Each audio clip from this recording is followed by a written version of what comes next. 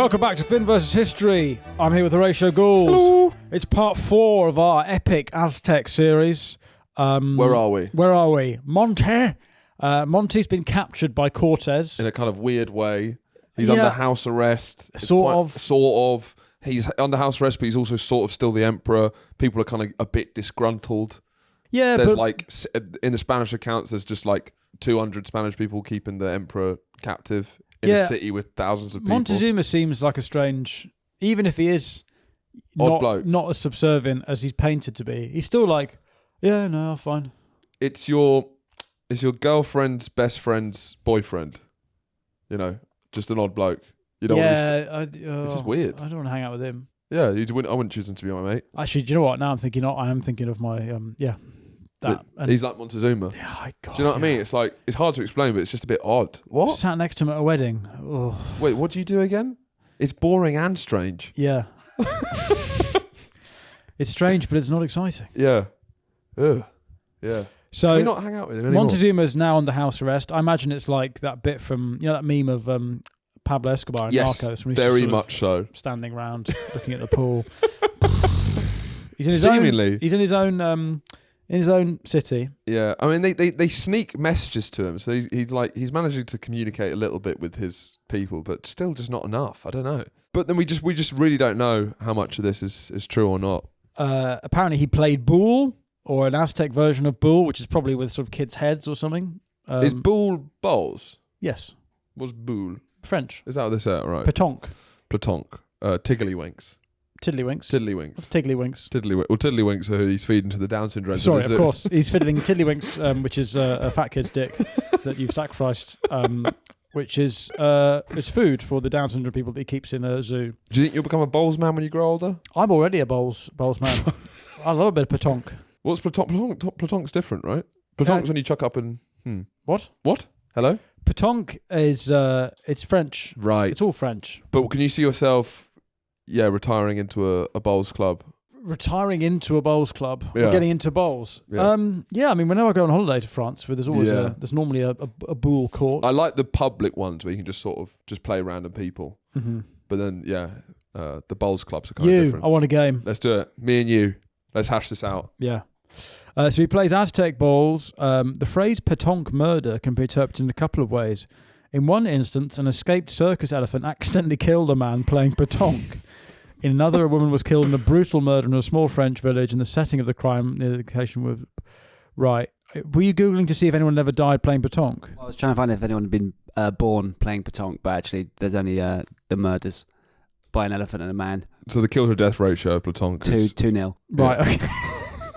So anyway, Aztecs, Montezuma's playing pétanque sometimes. He's sort of wandering around in captivity. There's a nice story of a Spanish soldier named Trujillo who accidentally farts in Montezuma's presence. Right. Montezuma tells him off, but then gives him some gold. This is what I mean. It's mixed weird. messages. He's a weird guy. He's a very weird guy. Don't you fucking do that.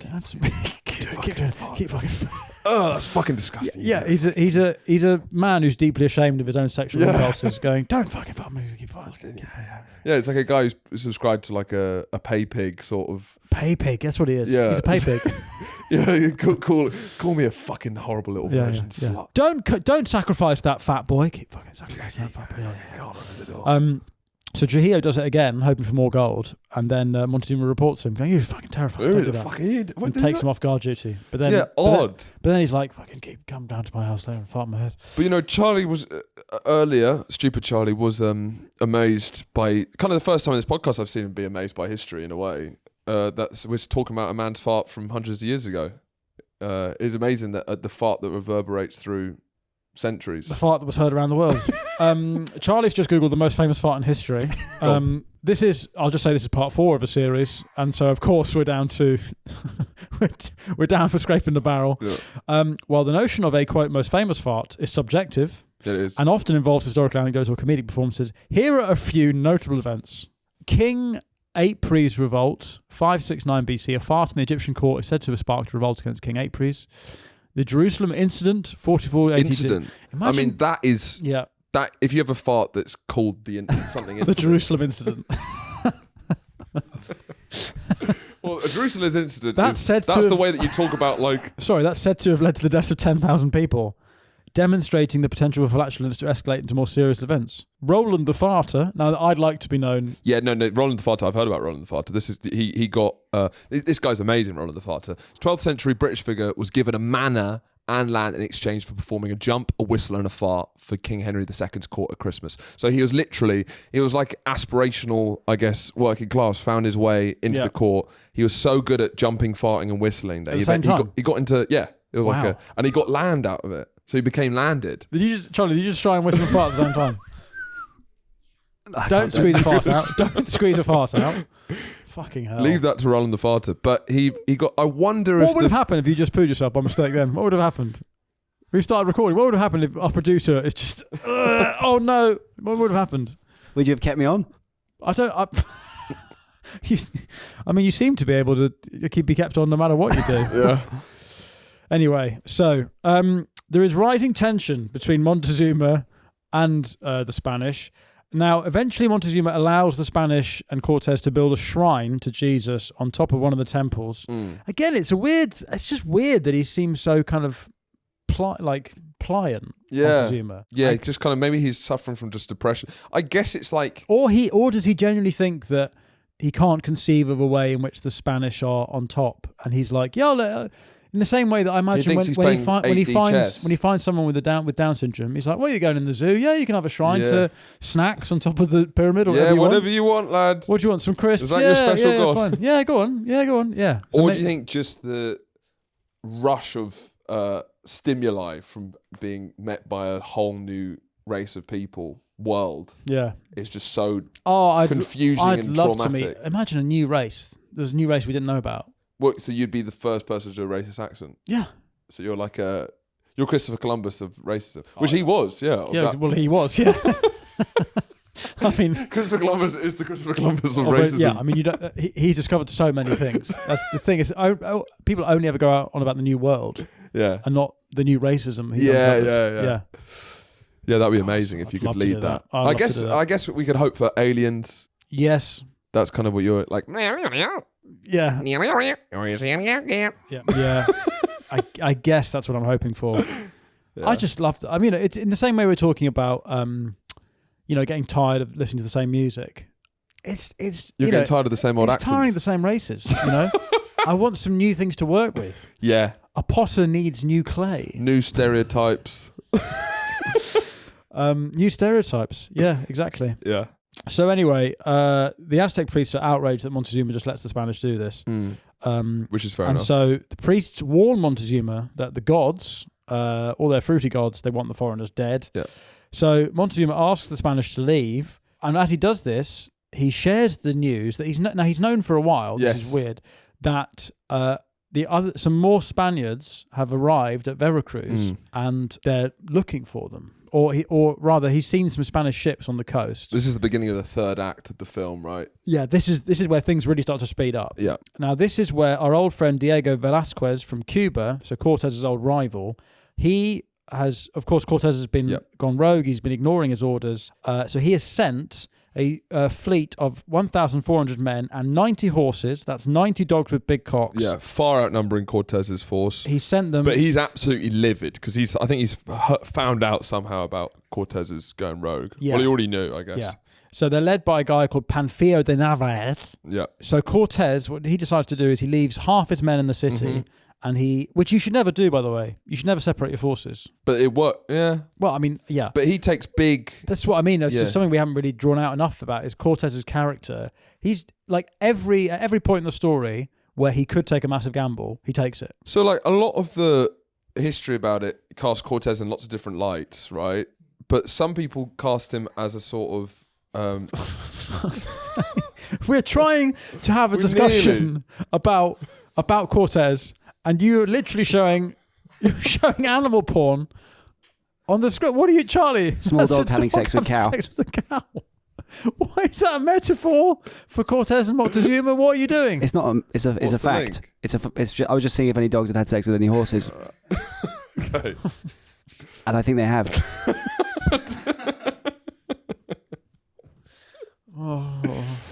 Right. But do you know what I mean about Cortez, the way that people talk about him? Yeah. Cause you can view him as like Columbus, I guess, as this kind of like a bad man. Real bad man. Real bad man. Yeah. But he's not a mediocrity, I don't think. He's a great man. Yeah. He's a great man. But he seems like he makes really bold decisions regularly, and they seem to always come off. He's decisive. Yeah. He has huge clarity. Yeah. He knows what he thinks. He knows Yeah. what he likes. Knows what he doesn't like. Yeah. He thinks the Aztecs are savages. He Yeah. likes gold. Yeah. Ergo. But it's just there's so many moving parts, Yeah. and obviously it's not just about the Spanish forces defeating the Aztecs, which was inevitably going to happen. Yeah. It was more about within the Spanish forces, him doing it from the first exhibition with his tiny force. Yeah. It seems like I don't know, he definitely doesn't seem like a mediocrity, is what I think. No, I think he's a great man. But anyway, he does what he's not meant to do. You're supposedly never meant to split your forces when you're abroad. So he leaves his half his men. But he's got to keep the Montezuma on house arrest. So Montezuma stays in the city under the care of his second in command, Pedro de Alvarado. Mm-hmm. So Cortez takes half his men to confront Narvaez, and what he does there is he defeats him in like a night attack. So has Narvaez taken Veracruz?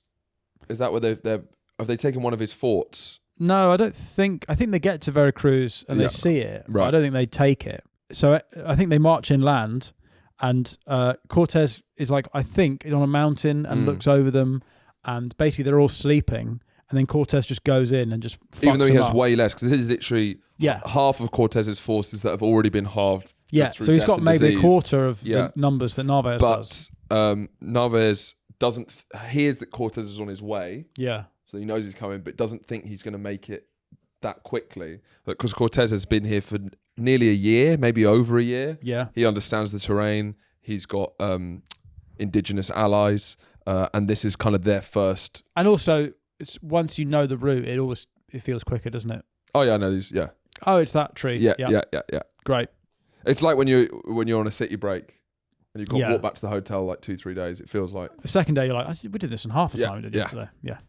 So he defeats Narvaez. Narvaez loses an eye, and he then bribes all of his troops to join him. So he takes more men back to Tenochtitlan, whatever it's called. Episode 4, it's tough. It was tough in episode 1. Tough in episode 1. I don't have the dexterity of my mouth anymore. It hasn't been trained to do Tenochtitlan. Nosh gobble gobble, whatever it's called. Tenochtitlan. Tenochtitlan.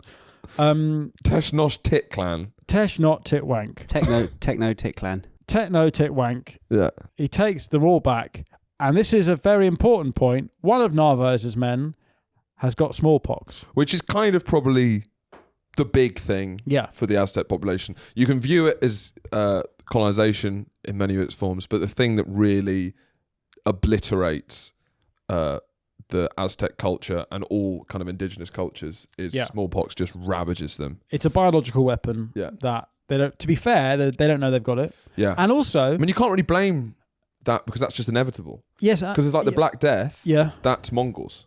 But you wouldn't blame... You can't blame them. That's absolutely... It's all their fault. But no, I mean, the Europeans were always going to meet the Aztecs at some point, and they were all, because the Europeans had been living with their animals for thousands of years longer than the Aztecs had. They'd been sedentary and farming. They were had much more developed immune systems, and so they had diseases that the Aztecs couldn't cope with. And it's a huge part of all colonization. Really, is the diseases that Europeans bring just obliterate the. This is why COVID ushered in the Chinese age. Yeah. So anyway, while this is happening, while Cortez is defeating Narvaez, in his absence in Tenochtitlan, Alvarado has said, yes, you can carry on having your festivals, and he authorizes this festival of Toxcatl, which is a big religious festival for the Aztecs. So he's gone woke. He's gone completely woke. He's gone, yes, you can have your mad, fruity god shit. Yeah. Now. Actually, he hasn't gone woke. He hasn't. There's a big overcorrection about to happen. The pendulum swings hard. So this festival, it's all in this is a very cinematic moment, I think, because it's all in a big square, or inside some walls, and I think it's mainly it's drumming and it's people dressing up as birds, and it's all. And you're building yourself into this reverie and the sweat, and it's kind of like almost ayahuasca-y. It's like Day of the Dead. Yes, it's like whistles, all that nonsense. And then at some point, and I can't remember why he does this. Maybe he starts He's sort to of planned this all along, I feel. possibly, or he feels like things are getting a bit out of hand. It's a bit fruity. Right, for that's me. enough. It's enough of this fun. He locks the gates to the wall. He At gets the sort his, of climax of the celebrations, when Yeah. they're the most distracted with them, he locks the gates. He says, let's just fucking massacre them all. I think someone tells him maybe they were planning a rebellion or something. But this is always the case. Who knows? Whenever you're hearing these accounts, there's always someone says they're planning a rebellion. Who fucking knows? So one account of the massacre, I'll read this out. This is a quote. They surrounded those who danced. They went among the drums. They struck off the arms of the one who beat the drums. And afterwards... Shut that fucking music Cut your arms off. I'd love to do that. Absolutely love to do that. Someone playing bongos in public. Cut your arms off. And afterwards, his neck and his head flew off, falling far away. They pierced them all with their iron lances, and they struck each with iron swords. Of some, they slashed open the back so that their entrails fell out. Of some, they split the heads. They hacked their heads to pieces. So this is all taken from the Florentine Codex, which is one of the key sources, which is kind of the only, the main sources we have of like native accounts. Right. Where I think, what was it, Charlie? You explain it again? So they kind of, in the wake of the Spanish conquest, all get taught Latin and the Latin alphabet. Right. So then they can actually write down their histories and what happened. Yep. But eventually this sort of gets shipped off to Florence, this codex, which is why it's called the Florentine Codex. Right. But it is in fact written by, it's a native account. Yeah. So it's one of the other key sources. You've got some native accounts. Yeah, it's a biased account. It's a one-sided account. We can't trust it totally. All we know is that Alvarado has... It's like the Huffington Post. You know, it's just deeply biased. It's who knows what happened. It's all a load of woke nonsense. But Alvarado has dealt with this festival, which needed dealing with. He's robust. He was getting out of hand. He was robust. He cuts the golden nose off an idol of Huitzilopochtli. Yeah, that's a good pronunciation. This is Alvarado, is it? Fucking hell, look at that. I like that. I like the look of that guy. I thought you might. Yeah. He looks no nonsense. No nonsense. Correction, the Florentine Codex was written by someone who's Spanish, but in partnership with Nahua elders and authors who told them all the stories. This is the beginning of decolonizing the curriculum, isn't it? Yes, which is, I'm not for that. I'm for recolonize the curriculum, get it back up to speed. This is like when the British Museum have, you can listen to like native accounts about things that we're going to give the Elgin marbles back. No. They'll wipe their ass with it. They can't be trusted. So Alvarado then, after massacring everyone, this is quite funny. He goes to Montezuma and he points to a minor head wound that he's got from someone throwing a rock at him, and he goes, "Can you believe what your fucking people have done to me? The fucking gall of your people. I was massacring them, and one of them threw a fucking rock at me. It's outrageous. This is outrageous. This is a war crime." He massacres everyone, and fair's fair. Yeah. All's fair in love and cricket. The city starts to turn against him. They just go absolutely hysterical. They're not using their minds. Look, they're Mexicans. They lose their rag. They go, "I can't talk about that. You have befriended me. And they just start throwing Coke cans and litter. Yeah. And, the taco stalls, they turn them over.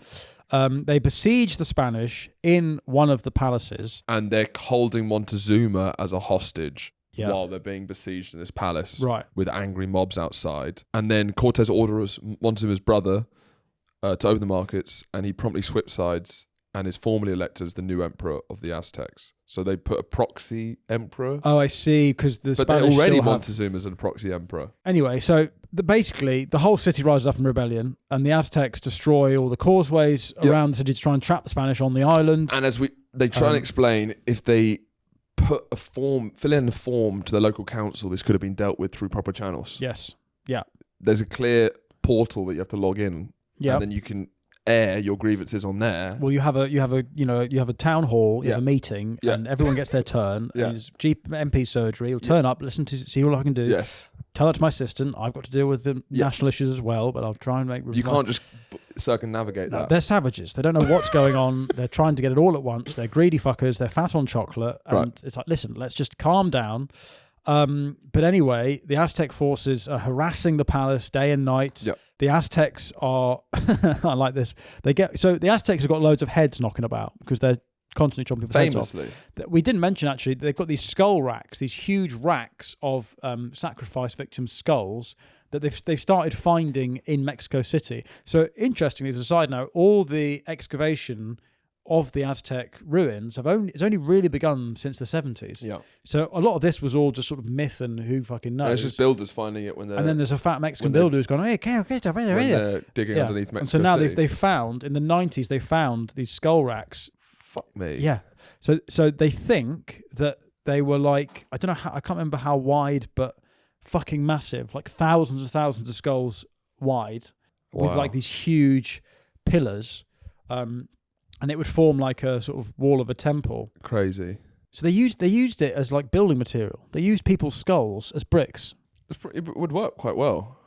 You've got so many of them as well. It's like when you do, when you go to like, I don't know, like a St. John's restaurant in London. Yes. Right. It's top to tail. That's it the is big top to thing. tail. They're not wasting any of the animals. That's true. You can have offal. If you've got 80,000 corpses, it's what a waste. Yeah, you're right. I guess cannibals are quite resourced. Exactly. They're not wasting anything. Yeah. So Tenochtitlan is in flames. Right. Suddenly, the niceties of the two groups is going completely out the window. Right. The Aztecs start some psychological warfare, and with the heads they've got, they put feet on them and make it look like they're walking. Now, I don't really know how this makes sense. Are they like puppeteering them? Are they like... the Spanish report seeing heads jumping past the windows. I guess they're just throwing. I mean, when I was at school, we did a thing. Or they got a stick with a head on it and they go. Yeah. But when I was at school, we did a thing where we our sixth form common room was like above the maths department, right? And we got like a CCF, like an army clothes, stuffed it with newspaper and stuff and boots, and we made it seem like a kid had jumped out the window.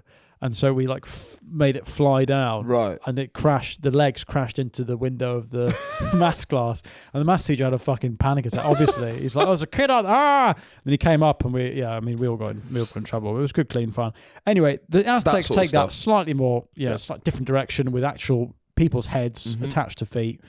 Anyway, the Spanish send Montezuma to the rooftop of the palace to calm people, stop all this head stuff. This is another absolutely bizarre bit of Montezuma This is crazy. law. Montezuma goes out and is like, listen, I'm your emperor, chill out. No, it was not chill out. He goes, I'm your emperor, we've already lost, give up. It's like a huge, Well, we don't know if he said that. Well, that's what they say he says. Right, okay. They say that he basically says, we can't win this, give them what they want. Yeah. It's this huge city, and there's still like it's 600 crazy. Spanish people, and he's just like, they've won, just give up. And that's when someone chucks a rock at his head, and he's clearly lost all his power because he's being such a cuck. Well, this is one theory is that he's Neville Chamberlain, right? Yeah, but he is actually.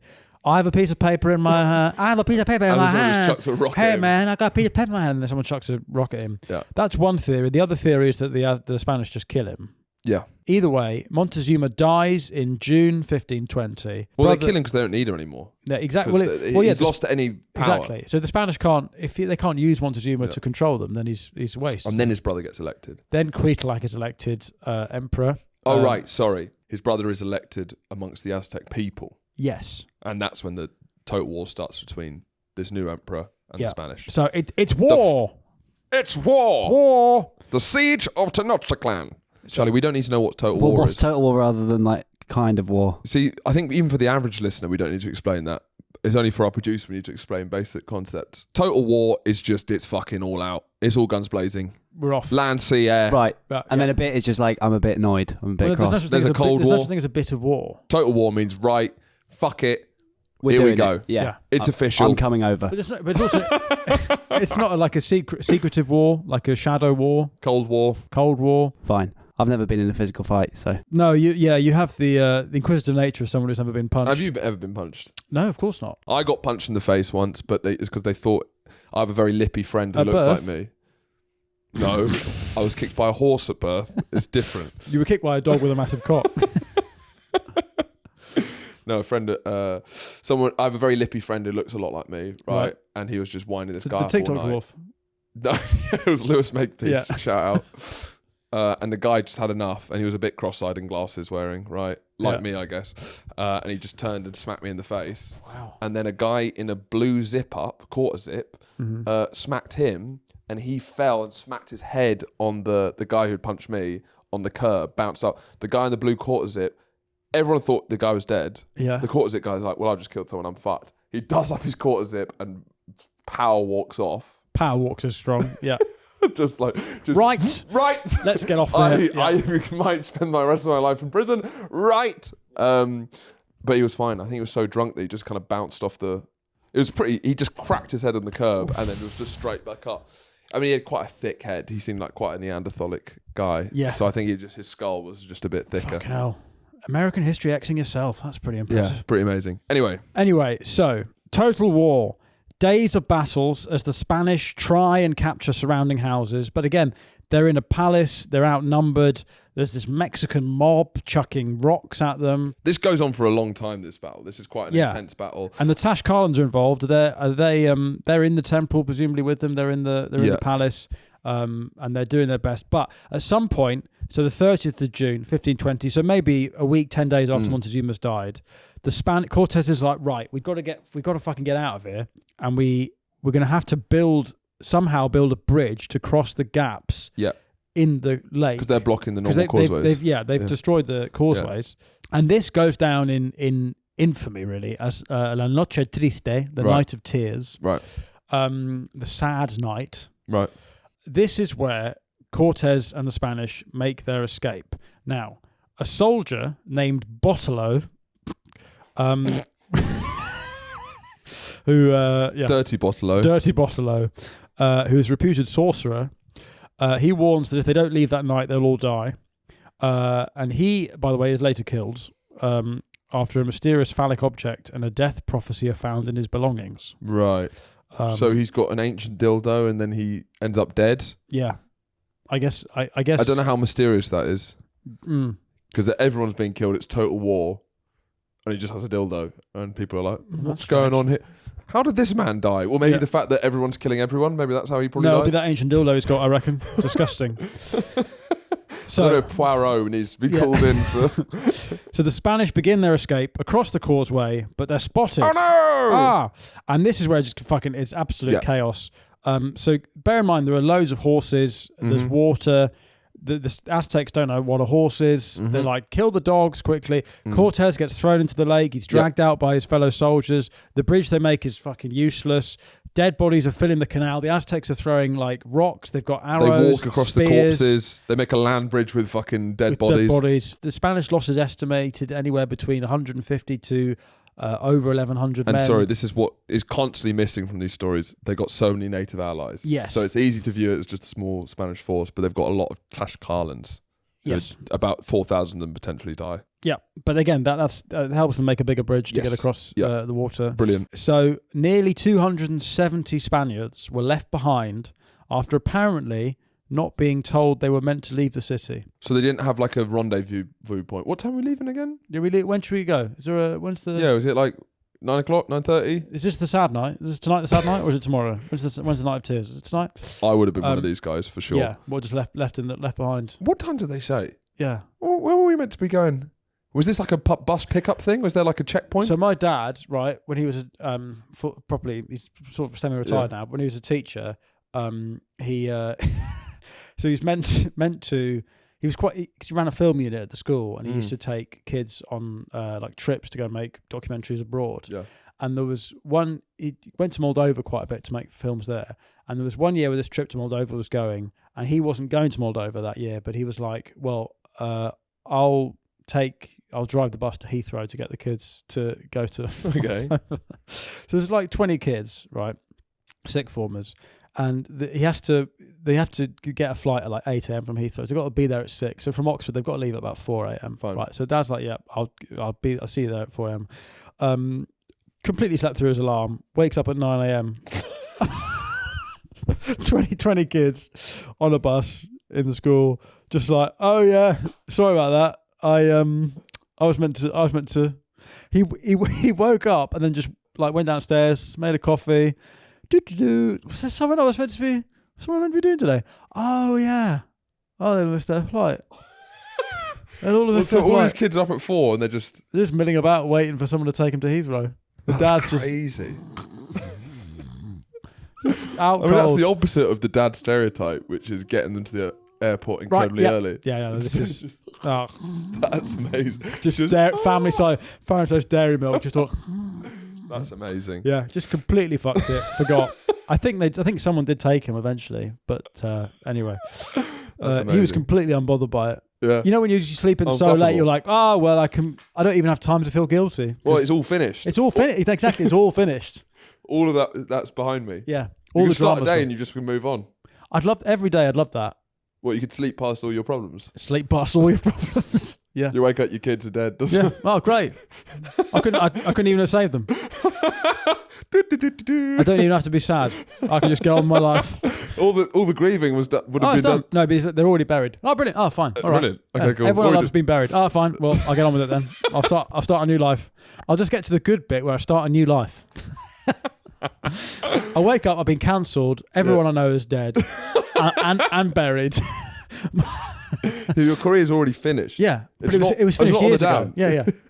Everything's done. So I just wake up and I go, right, okay, well, I guess I'll just go to Greece. I'll book a Become flight. driftwood around the Aegean. Brilliant. I'll go to Greece, get some cans, and that'll be it. Lovely. It's that middle bit where you have to be sad and work It's things the fall. out. That's the worst bit. The fall. Yeah. No, wake up at rock bottom. Wake up just past rock bottom, get into bounce back. Yeah. Ideal. Anyway, I imagine all these guys die.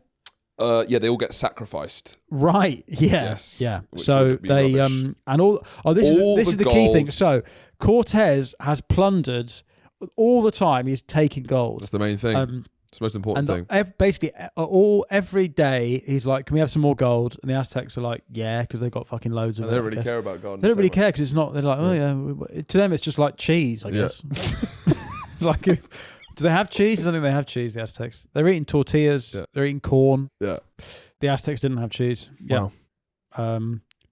Did they have yogurt? No. They don't really have dairy products. They're not really a dairy There you type go. people. Dairy was introduced by the conquistadors. Right. So they were dairy free, Yeah. which means they're eating dark chocolate, which then suddenly doesn't make it as attractive. Right. You want like sort of like. I want milk chocolate. I want milky. I don't like dark chocolate. Do you like it a little bit with a shot of rum? Is actually very nice. No. Nah. Big bar of Milka. Woke nonsense. Dark chocolate's woke nonsense. 85% cocoa tastes like ash. It does. Oh, it it's a does. disgrace. Disgrace. 85% cocoa. It's like I want a treat. Yeah. You're making me eat a fucking fag butt. It's like I'm eating a dead man. It's disgusting. I want milk chocolate, Yeah. or I want what I will tolerate. If I'm having a healthy treat, I'll get a date. I'll shove it with something like a pistachio butter. Cover it in Nutella. I'll cover it in Nutella. I'll freeze it, and then I'll eat that. Freeze it. Yeah, because then you take it out the freezer, and when it's in that bit between frozen and like unfrozen, Right. it's really chewy. It's like a Snickers almost. Right. And that's the healthy one. Yeah. Yeah. Yeah, Okay. bit of salt on it. Yeah. But dark chocolate, you know, when I said I can't remember what episode of this series I said that if I was discovered the Aztecs, I'd be by the larder eating chocolate. You've realised that the chocolate's probably horrible. I'd realise it's dark chocolate. After 3 bites, I'd be like, this is disgusting. You're all savages. You don't have milk chocolate yet. Fuck this off. To be honest, one of the podcasts I was listening to about this topic reminded me of just how lucky we are to be born. After milk chocolate. Well, just after anything. Because it's like the most foods, vegetables that we eat, crops, Yeah. they've evolved like humans have evolved through being picked for natural selection. Mm-hmm. So like the early bananas 30,000 years ago, or even 10,000 years ago, would have been horrible. All bananas. Yeah. And it's just through, and they would have had to eat them because it was the only source of nutrition. And eventually, people would pick the good bananas of every batch for thousands of years until it gets to the point where you have a decent banana. But before nearly everything was fucking awful. Yeah. Apart from maybe meat, I guess. But we're just lucky that everything has been processed to the point where, at this point they had like 4 things. And I reckon the first chocolate orange slaps. What, Terry's chocolate orange? Yeah. But that was like 30 years ago, wasn't it? That's what I mean. I reckon it was sick. Yeah. I don't reckon they've got immeasurably better over time. No, I think that's... So I think your banana theory might work about bananas. I don't think it works about chocolate oranges. I don't think it does. That's a good point. I guess the exception fucking proves the look rule. at that. Shove that at my arse and call me a goose. You like to put it in the fridge, get it cold? No, I don't like chocolate in the fridge. No, but Terry's chocolate orange should be in the fridge. No, it shouldn't. You want that hard? No. And then you smash it like a poppadom. No. You tap it, and then she reveals her secrets. She folds like a flower. Unfurls like a flower. No, trust me. I wouldn't normally have chocolate in the fridge, but Terry's Chocolate in the fridge is a Catholic disgrace. I don't think it is actually. Yeah, I think it is. I think chocolate in the fridge, because I don't like room temperature chocolate too much, because it gets sticky in your fingers and it goes deep into your fingerprints. Do you not have chocolate gloves? Well, like gardening gloves. Yeah, I have chocolate gloves. I don't, but imagine. I think milk chocolate digestives are better in the fridge. No, biscuits in the fridge. Yeah, because it makes the chocolate harder, and it's Biscuits in the fridge. Only milk chocolate digestives. Yeah, that's Down syndrome stuff. It's not Down syndrome stuff. Putting biscuits in the fridge. It's big brain, galaxy brain stuff. No, it's What not. about in the summer? Where are you keeping your chocolate? In your pocket. Hey, where are you keeping your chocolate in the summer? In the cupboard where it goes. No, but it's going to get too cool, hot. dark cupboard. I don't know. You don't want it to be even have to. You want it to be hard to snap Chocolate's on. like potatoes. Go on. Cool, dark cupboard. Right. We are in the middle of a battle right now. Sorry, It's like yeah. at the peak of stuff happening. I know. It's I not know. even- I know. Look at that. Look at that tree. Look at that. Terry's chocolate orange. Has someone built that out of different chocolate oranges? Yeah. Wow. Sorry. That's pretty amazing, isn't it? Yeah. It's more. You're more impressed than that. Describe it for the listeners. I'd say that imagine. It's like a pyramid of It is. It's more impressive than the pyramid of Tenochtitlan. If you come out the lake and you'd seen someone has interlocked, tessellated, Yeah. I'd say at least 10 chocolate oranges into a tree. That's fair. I mean, if we found a primitive society and they'd done that, I'd hesitate for a second. Before the massacring started. I'd say, do you have a lot of that? I'd say, give me all of that you have, and then I'm going to wipe you all out. Right. So yeah, I would take all the chocolate they had, and then I'd give them AIDS, and then they'd all die. That's my version of the Aztecs. Yeah, I have a sickness of the heart that can only be cured by chocolate. Terry's chocolate orange. Because the Aztecs said of the Spaniards that they have one god, and it's his name is Gold. Yeah, and his name is Chocky. His name is Chocolate Orange, and he won't stop until he's got all the chocolate oranges. So while they're trying to escape this city, Tenochtitlan, all of their gold pretty much goes to the bottom of Lake Texcoco. Yeah, Cortez gets to the other side to safety. He's dripping wet. He's lost half his men, maybe more. He's lost all his gold, and he's livid. Yeah, he's absolutely the entire point of going to the Aztec to Tenochtitlan. The feather in his hat is like this. Ooh. Yeah, it's all wet. Yeah.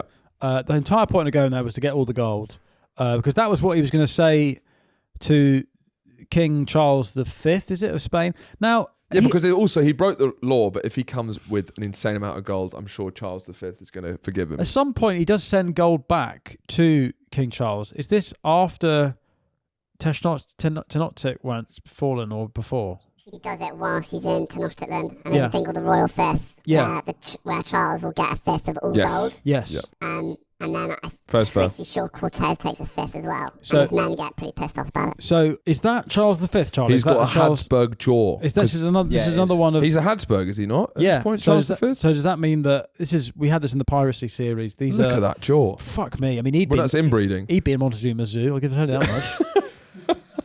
Montezuma would be licking his lips. What the fuck's that? What the fuck's going on there? That's a great new insult, isn't it, for someone who's a bit special? What? You'd be in Montezuma Zoo.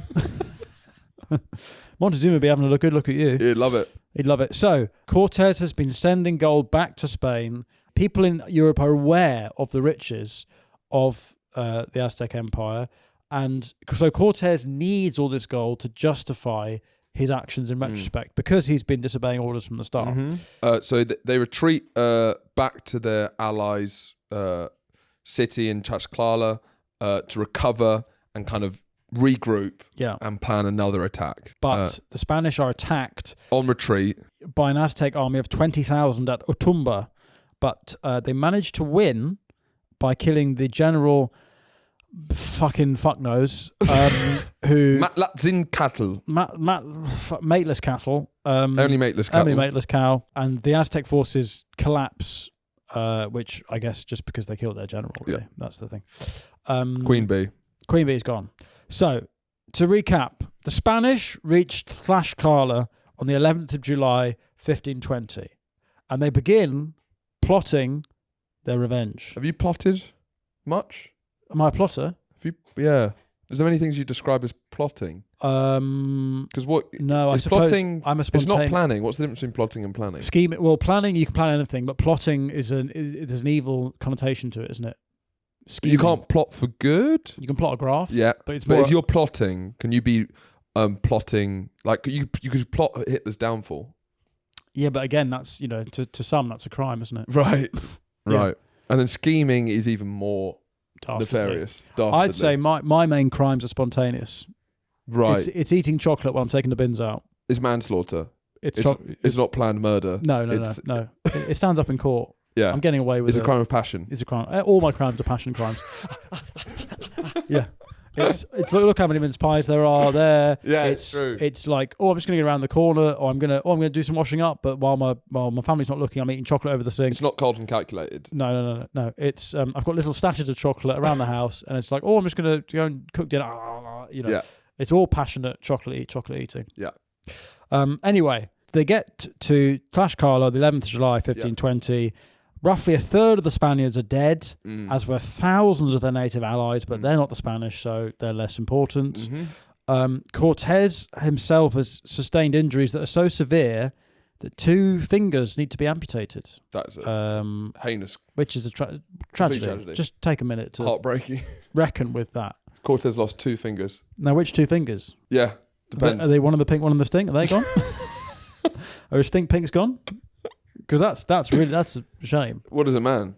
What if a man if he can't put one of the pink, one of the stink? Yeah. Has he just got those ones? That's basically like. Imagine it. I mean, those are the worst ones to lose. That's basically right? you're castrated if you lose your pink and Essentially. stink. Yeah. Because then foreplay. He's a eunuch. Yeah. Because what's your foreplay tactic? What's your conversational If you're tactic? if you're Caribbean, you don't eat tuntum. Yeah. And then you've got no pink Even and stink. curried tuntun. Do you know what tuntun is? Yeah. Yeah. Punani. Yeah, right. I just thought for a minute there, you thought it was like a plantain or something. No. Shout out Uncle Percy on Rated 18 podcast. Yeah. One of the greats. One of the greats. I reckon those are the worst 2 fingers to lose, pink and stink. Thumb, fine. Got a flipper. You can still do some damage. You can still spank. You can spank. Naughty you can wipe your ass without a thumb. You can hit the Very salute. elegant Wiping your ass. action there. Yeah. Well, I use it like a paddle. You can hit the salute. Well, I have a cox who says row, row, row while I'm wiping my ass. Wipe. I reckon that because I can't. Can you move your finger? No one your can. Fifth. Some people can. Can they? Yeah. Your fourth. Well, Charlie, your 4th and 5th fingers are like attached. Yeah. Like the tendons are. Look, Anyway. if you move just your pinky, that the second one's going to. This isn't going to be great on audio. I must stress. Do you think if you were left with just your pinkies, is that a life? Would you? Well, you just got pinkies. Would you be able to be taken seriously if you only had your pinkies? No, you'd be in the Montezuma Zoo. I'll tell you that much. Yeah. I think you'd be taken more seriously if you had a hook for hands. I think pinkies is silly. I think if you Just chop it- just you lop just them suck off. your 2 thumbs. Oh, 2 thumbs is pretty cool actually. Who's got 2 thumbs and no fucking fingers? This guy. But also you can do that. You can go, how are you today? Not good. Yeah. I guess if your only thing is being a Roman emperor in the Colosseum, then it's brilliant. Because you're just saying yes, no, yes, no. And then you go, do you want to do this? Oh, I guess I'll just sit here with my thumb up my ass. Yeah. Anyway, despite the defeat, Cortez begins to plan a counterattack. I think we should probably leave this episode here. That's the end. Been our penultimate episode. We are gathering storm of what will happen. Cortez's revenge. The Aztec Empire. He's plotting. He's plotting. He's scheming. He's lost 2 fingers. He's livid. His pink stink fingers are gone. Yeah. What will happen to the Aztecs? If only there was a way to find out. Well, there is one way. Only one way to find out. What's that? That's to join the Patreon and see the next episode. Oh, wow. You could also, What? read a book or something. On the Aztecs? Yeah, but that's going to be very long. You're right. And very boring. Yeah, I'd rather watch another episode of this. Exactly. Join the Patreon for that episode and a bonus episode every week. Thanks for watching. Either way, we will see you for the conclusion of our Aztec series next Epic time. conclusion of our epic series on the Aztecs. Adios. Bye-bye.